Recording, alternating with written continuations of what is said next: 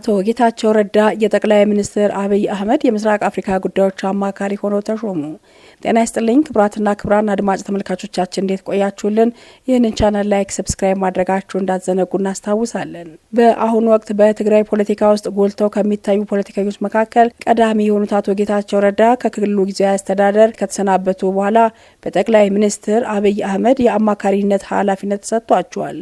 በህወሓት መሪዎች መካከል በተፈጠረው የተካረረ አለመግባባት በጊዜያዊ አስተዳደር መሪነት ለመቀጠል ያልቻሉት አቶ ጌታቸው የጠቅላይ ሚኒስትሩ የምስራቅ አፍሪካ ጉዳዮች አማካሪ ሆነው ተሹመዋል። በትግራይ ከተካሄደው አውዳሚ የሁለት ዓመት ጦርነት በኋላ ከፍተኛው የህወሓት አመራር በጠቅላይ ሚኒስትሩ ሲሾም አቶ ጌታቸው የመጀመሪያ ናቸው። ይህ አሁን በጠቅላይ ሚኒስትር አብይ አህመድ የተሰጠው ሹመት ይፋ የሆነው ለአቶ ጌታቸው የጊዜያዊ አስተዳደሩ ስልጣናቸውን ለጄኔራል ታደሰ ወረደ ካስረከቡ ከ3 ቀናት በኋላ ነው።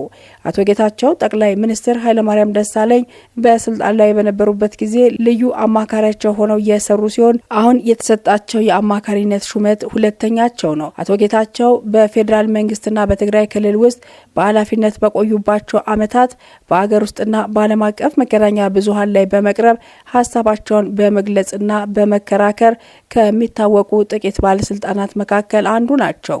በአገሪቱ ውስጥ ፖለቲካዊ ለውጥ ከመጣ በኋላ በነበሩት ባለፉት 5 ዓመታት በገዢው ፓርቲ ኢህአዴግና በግንባሩ ዋና መስራች ህወሓት መካከል የነበረውን አለመግባባት ተከትሎ አቶ ጌታቸው በተፈጠረው የፖለቲካ ትርምስ ውስጥ ጎልተው ወጥተዋል። በተለይ ለ2 ዓመት በዘለቀው ጦርነት ወቅት በትግራይ አመራሮች በኩል የሚነሱ ሀሳቦችን በክልሉ ባሉ መገናኛ ብዙሃን ላይ በመደበኛነት እየቀረቡ እንዲሁም በዓለም አቀፍ መገናኛ ብዙሃን ላይም በተደጋጋሚ ብቅ እያሉ የህወሓት አንደበት ሆነው ቆይተዋል ሲል ነው ቢቢሲ የዘገበው። ደም አፋሳሹ ጦርነትን ያስቆመው በመንግስትና በህወሓት መካከል በተካሄደው ድርድር ወቅት ግንባር ቀደም ተደራዳሪና በስምምነቱ ላይ ፊርማቸውን ያኖሩት አሁን ደግሞ የጠቅላይ ሚኒስትሩ አማካሪ ሆነው የተሾሙት አቶ ጌታቸው ረዳ ነበሩ።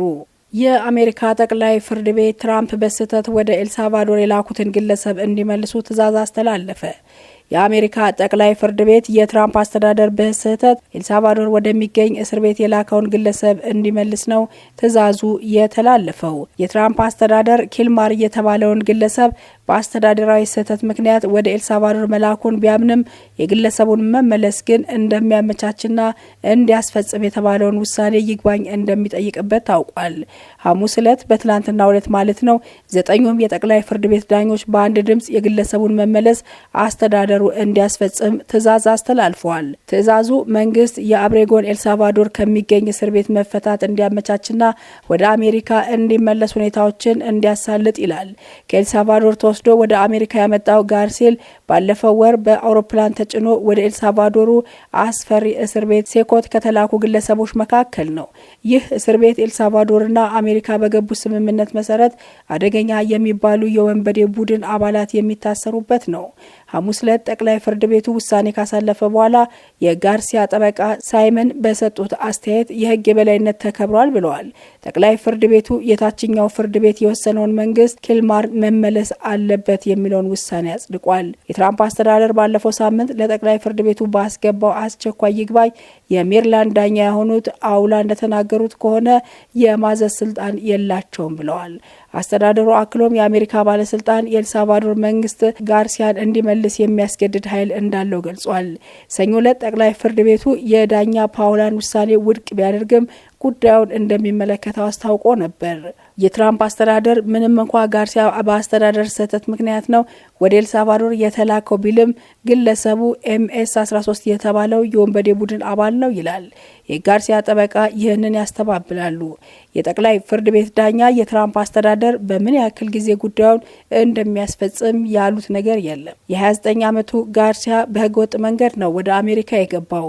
እንደ አውሮፓውያን አቆጣጠር በ2019 ሜሪላንድ ውስጥ በቁጥጥር ስር ውሎ የነበረ ቢሆንም ወደ ሀገሩ ቢመለስ ሊገደል ይችላል በሚል ግምት በወቅቱ ዳኛው ጥበቃ እንዲደረግለት ትዕዛዝ ሰጥተው ነበር። አሜሪካዊ ዜጋ ያገባው ጋርሲያ በአውሮፓውያኑ መጋቢት 15 ቀን ነው በቁጥጥር ስር ውሎ ወደ ኤልሳልቫዶር የተላከው። ክብራትና ክብራን የቻናላችን ቤተሰቦች አብራችሁን ስለነበራችሁ እናመሰግናለን። ይህንን ቻናል ላይክ፣ ሰብስክራይብ ማድረጋችሁን አትዘንጉ። መልካም ጊዜ በያላችሁበት ቸር ይቆየን።